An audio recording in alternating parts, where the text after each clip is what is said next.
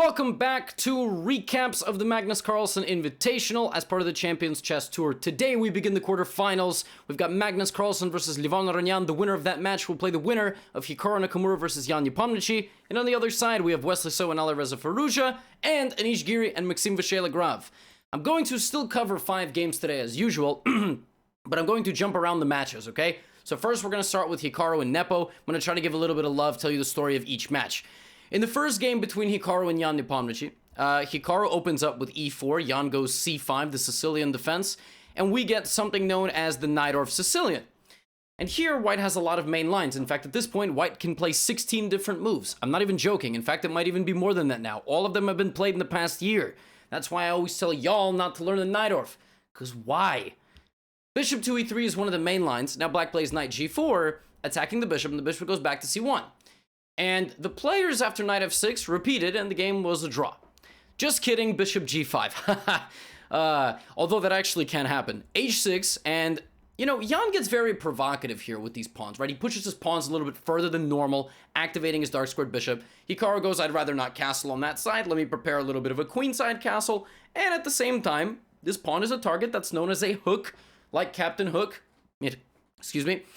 You know, it's like a pawn near your king that can be a target for the enemy to chip away at. You can hit that pawn a little bit. So Jan takes, we get bishop h4, bishop e6, and obviously since Hikaru has already pushed this pawn here, he castles queenside, rook c8, and the rook is trying to target the c-file. I don't know why I have to cough so much. I'm not going to re-record, I'm just going to drink some water. It's not coronavirus, I promise, but I'm wishing health to all of you and your families. Hopefully, you know, can get the vaccine and hopefully see your loved ones soon. So f4. Bishop takes b3. I mean, obviously Hikaru's pushing pawns where he hasn't castled. And Jan plays bishop takes b3 because he wants Hikaru to take like this, to play queen a5 and then come in for the attack. But Hikaru obviously plays cb3. You might say, well, I mean, cb3 is obviously better than ab3 because that way you got checkmated, and getting it checkmated is bad. But opening up your rook, you know, the king and the rook and everything, this could be a little bit dangerous. But no, not for Hikaru. In fact, if you played b4 in this position, and then I just moved, no discovered check wins anything. The difference between them and you is that you would miss the discovered check in the first place, that it was even possible, and they see it, but then they evaluate that there's no threat, right? That's the major difference. You think I'm joking, by the way. I'm being completely serious. Like, we miss tactics. They all see them, and they're able to evaluate what they can allow and what they can't allow. And so that's why he plays like this, and then just moves his king to b1. And there's really no way for Black to break through this. Jan plays e6, and Hikaru thinks for a while, plays f5, says, let me just keep going. And maybe I'll go f6, maybe I'm gonna go rook g3. It's a rook lift to target. Here Jan decides he's had enough, he plops the queen into d4. And if you haven't watched my video yet on when to trade pieces, you really should. Because if you have this thought, right, in that video I talk about general concepts and specific concepts. So generally speaking, you don't want to trade queens if you want to attack. So go here, of course, don't trade queens. But Hikaru does trade queens. Why? He has a concrete specific reason. He hits the knight. There's nothing for Black to do. Rook g3, bishop f6 are coming. Literally. Both of those moves happen at some point. And you can't take the knight because you're pinned. In fact, you don't have a legal king move. And I'm threatening bishop d4, you can't take, and you can't move your knight because that would be mate. So after the dust settles, Hikaru has 3 pieces for the rook. This is, of course, winning, and now the only thing you have to worry about is this pawn. So what he does is, some moves go on, and he coordinates his pieces. You'll notice his pieces look funny, but they're all guarded and safe, and they're stopping the pawn from moving, and okay, Jan played a little bit more, Hikaru picked up a couple pawns, and right here, Jan resigned. And he resigned because everything is guarded. The H pawn will never get through. This pawn will never get through. And the next stage of the game is bop, bop, bop, bop, make a queen. And then at that point, you know, being up 13 points of material is generally sufficient for a victory. So, Hikaru struck first. In fact, I just noticed on my scoreboard that Hikaru already had a 1. Well, hopefully that didn't spoil anything. Now we move to their second game, and I'm only covering a game of each match. I'm just going to tell you all right now, so please don't be like, Levy, you're biased, you're Hikaru's friend, that's why you showed 2 of his games. No, I'm going to show this game because it was absolutely brilliant, that's why. Jan plays e4. Now, we know Hikaru's going to play the Berlin because it's a practical weapon. It's good. It's in his toolbox. And the Berlin main line, if you don't know what the Berlin is, it's this endgame, this kind of notorious endgame where black is supposed to be okay. Vladimir Kramnik popularized it in his World Championship match against Gary Kasparov. That's why everybody plays it. And Hikaru plays bishop e6, which is a very provocative line, but he had played against Jan with this line earlier in the event, right? He played bishop e6 already. The reason it's so provocative is white goes g4, white moves the knight, and then white plays f4. And white just gets this wave, and here black plays h5. Trying to break at the structure. If you take, then, you know, you're opening up this, the knight gets back to f5. It's very bad. So Jan plays f5, and then Jan plays e6. Take, bishop back to c8, and Jan plays this, which is a new idea, never before seen. So bishop g5 is a very cool move, and at a high enough depth, essentially white gives away 2 pawns, as you'll notice. Both pawns have been taken, and now very calm engine move, king h2. Jan Nepomucci detonates what is known as a prep bomb. White is down 2 pawns, but very modern computer-style idea where a pawn deep in your opponent's territory with good support restricts the movement of the pieces, keeps black very passive, and for the 2-pawn advantage that they have no movement.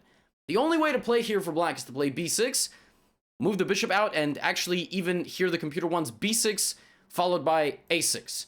So in the middle of all this, just play b6, a6, shut up, don't even speak anymore, b6, a6, and next you're going to play, after, like, let's say I just play a random move, you are going to play bishop b7 and try to just liberate your pieces. And even here the computer's not fully convinced that black has anything. So Hikaru is a human being, so he plays knight g6, Jan brings the knight to the middle, rook h5 targets the bishop, not threatening to take it, and now you would think that white is going to, like, go here and bring the rook or push.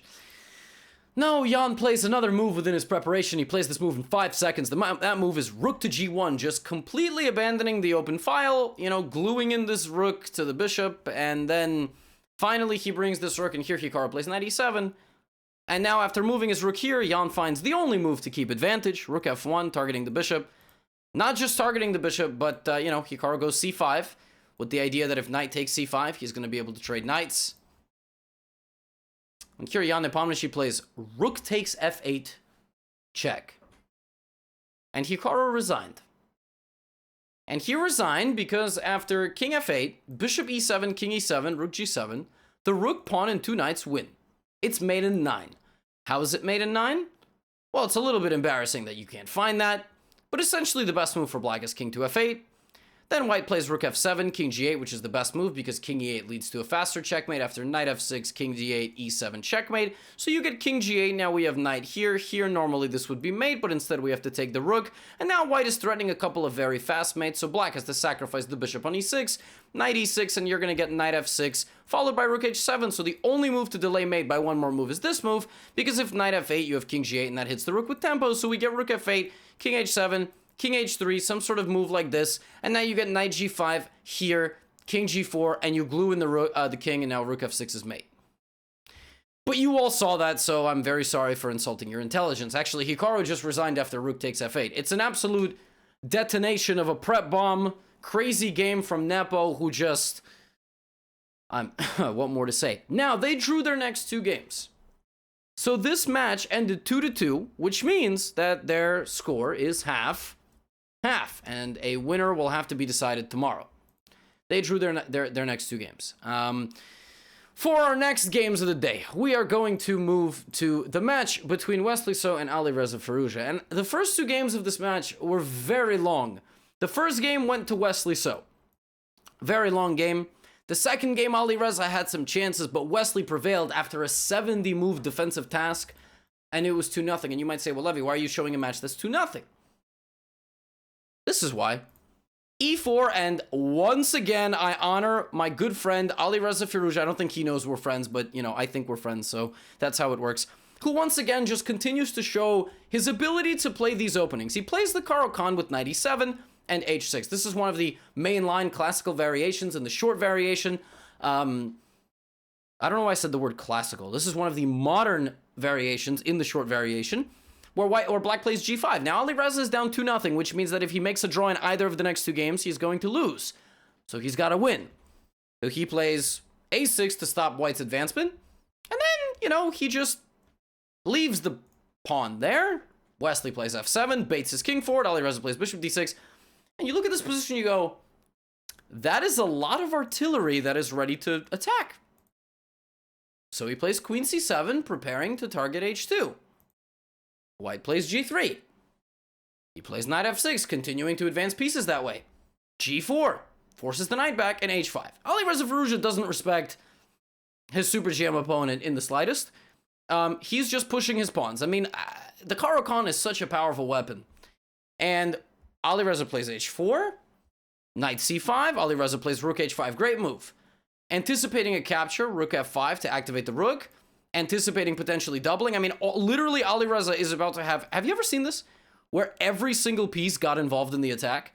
Wesley plays rook e2, Alireza takes, and takes. I mean, it's very common to sacrifice material like this when you are going on an attack. So Wesley plays pawn takes g3, queen takes g3, rook g2, and queen h3. Now black is threatening to just go pawn up and mate, and that's going to be the end of the game. So what does Wesley play? Wesley plays knight takes e6. Wesley plays knight takes e6, which is a ridiculous looking move, frankly. If king e6, then bishop f5 comes with check, rook f5, the queen loses her support, and black is able to escape. White is able to escape, I apologize. But after bishop e6, Wesley plays the move knight to f3. And knight to f3 is a crazy move. Knight to f3 is a crazy move. Why? Because if you take it, now the rook and the bishop see this. That's a problem. The only way to win here for Alireza, which is why I wanted to share this game with you, is because the only way to win this is to sacrifice the queen. Now, this would have been easily the most beautiful thing ever. And then you take the knight. And this is winning because if the queen takes, knight h4 forks the king and queen. If the rook takes, the knight forks the king and rook, and then you have too much material and you attack. If the king takes, you go bishop g4 with a pin, x-ray, skewer, whatever. If king f2, you would go check.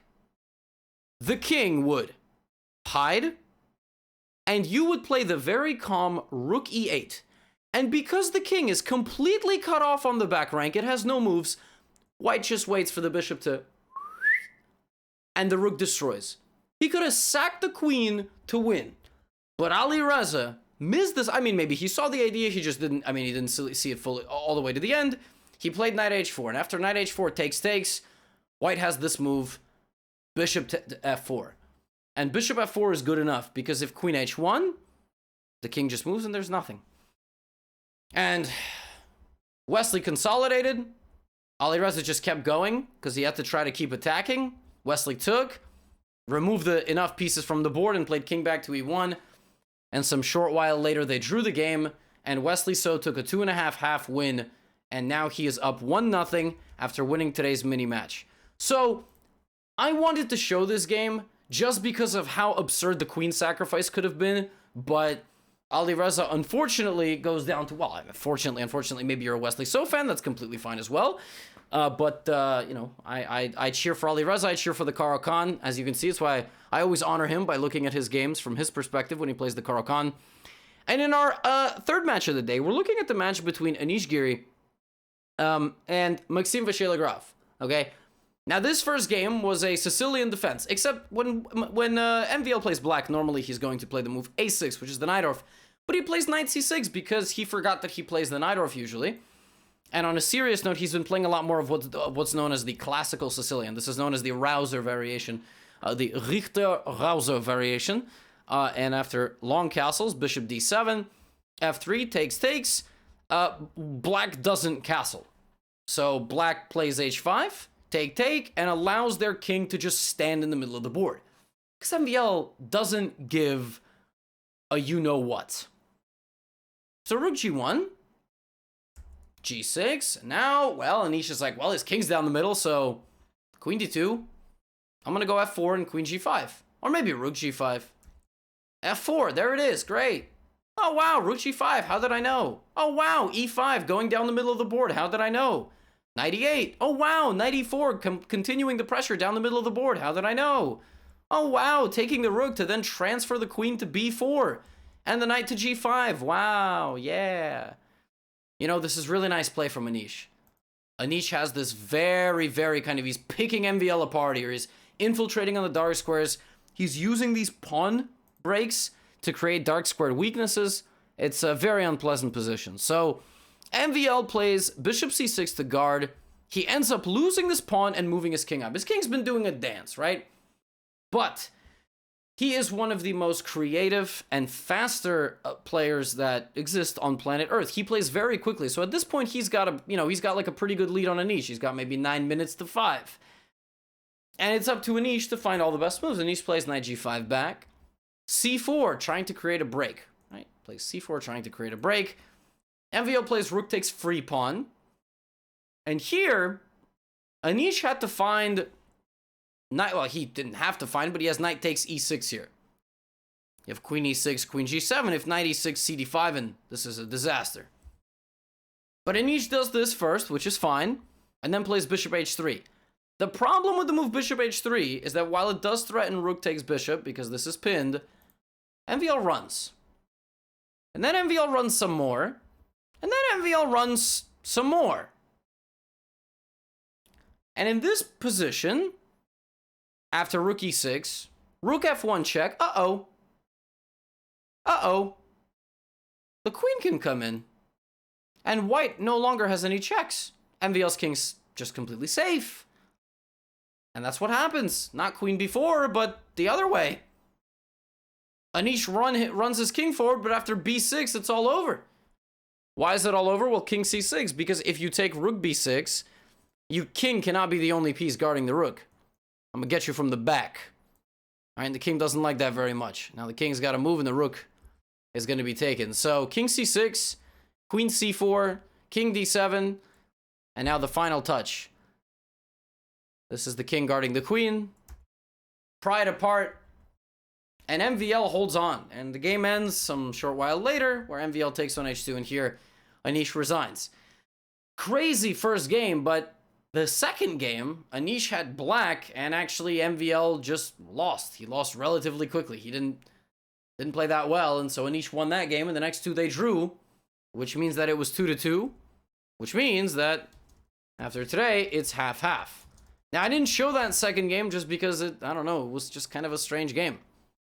Now, for our last match of the day, I'm going to show the match between Levon and Magnus Carlsen. Now, Magnus won the first game of the match, so he's up 1-0. This is the second game. Levon's now got white. We get e4, e5. We get a Rue Lopez, knight f6, d3. Now, knight f6, d3 is one way to play. Normally, white also castles here. This is considered kind of the main line. But white goes d3. We get bishop c5, a natural developing move from Magnus. Now we get d6. Okay, very good. Now bishop back to a7. And castles by Levon. Now, a normal person here just sees this position and plays castles. Maybe develops a piece. But Magnus plays h6, bishop h4. And is like, you know what? How about this move? So sometimes in chess, when your opponents allow you to do stuff like this, where you haven't castled yet, so you have no responsibility to not push these pawns, you can and you will, and then you're going to go here. You're like, wait a minute, what about this pawn? Yeah, but your bishop gets trapped. So Levon has to play h4, and after g4, knight goes back to h7. Yeah, Magnus played this completely absurd move. King h1, g4, knight h2, and knight back to f8. Look at that knight dance. That knight, keep an eye on that knight. That knight's going to do some wild stuff this game. So now we get d4. Magnus plays knight g6 and welcomes a simplification of the position, right? He welcomes a queen trade. Why? Because here he's dominating. This knight is awful. This bishop can't move, and the only way to liberate both is to play f3, and that doesn't even do anything. Because if you trade, you just open up my rook.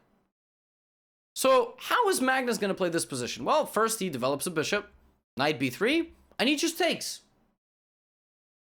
just like in that Hikaru game, a queen trade is completely fine here for Magnus Carlsen. And now he is going to completely negate any piece play that white has. Watch. First, he plays bishop b6. That move stops the white knight from infiltrating on the queen side. Aronian plays knight f1. Magnus plays king e7 to connect his rooks and fight for the d-file. Knight e3. Well, white wants to play knight f5, activating his knight. Now, bishops are normally better than knights, right? Bishops are better than knights. But, not if you're Magnus Carlsen. a5 first, threatens a4. And then after king to g1, he kicks the knight out. And he takes. You say, wait, what? Wait, Gotham, what? Why did that bishop was so strong? Yeah. But that was white's most active piece. And Magnus Carlsen doesn't like that very much. So now he plays rook to b8. That was the whole reason of playing king e7, to now target this pawn. We get knight to d3. Magnus Carlsen plays f6. To solidify this, stop any pressure. Rook d2 defense. And remember I told you to keep an eye on this knight, which has been doing this weird dance? Well, it continues to do its weird dance by going back to h8. The knight has now completed the mythical quest of nearly getting a perfect cube of movement. Like this. Look at that. Have you ever seen something like that? That's like the Illuminati we've just summoned or something. Look at that. So, he goes knight to h8, rook b6, c5, and his whole point is that he's going to play knight f7 at some point, right? He's going to go knight to f7. That's the whole point. So Levon plays rook d1, and Magnus says, that knight f7 plan can wait. You can't really move. Bishop e1, g3. Look at this. If you take my pawn, your rook just loses a guard. I play bishop g4, and I destroy you. So g3, knight c5, bishop g4. Rook d6, cd6, the rook is hanging, the knight is hanging. Aronian resigned, and they drew the next game. So it was 2.5-half, and Magnus Carlsen takes a 1-0 lead over Levon Aronian. I had to show this game last. I mean, I just had to show how Magnus Carlsen makes it look so easy against literally the greatest chess players in the world. I mean, that game was so simple. He played all the right opening ideas, created all the right problems given his opponent's playing style, traded all the right pieces, activated all the right pieces, made all the right pawn breaks and backwards, and also he almost, he had a knight on h8. I mean, what more do you want? So, tomorrow, if Aronian beats Magnus in a mini-match and Firouzja beats Wesley So in the rapid games, they will play blitz, okay? If the matches are tied after the rapid, there will be blitz, but after tomorrow, we will only have 4 players remaining in the Magnus Carlsen Invitational, part of the Champions Chess Tour. Like the video. Leave me a nice comment if you made it this far in the video, and I forgot to tell you you're amazing, and also I forgot to say welcome to Gotham Chess Recaps. Well, welcome to Gotham Chess Recaps.